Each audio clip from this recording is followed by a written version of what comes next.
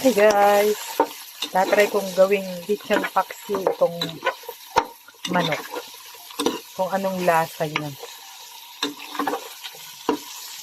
And guys, nakatikim na ba kayo ng lechon paksiw na manok?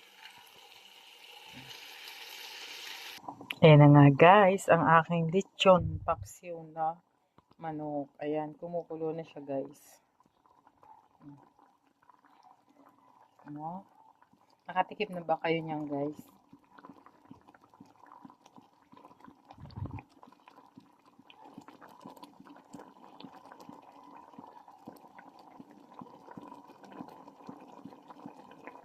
Napakukuluin lang natin muna.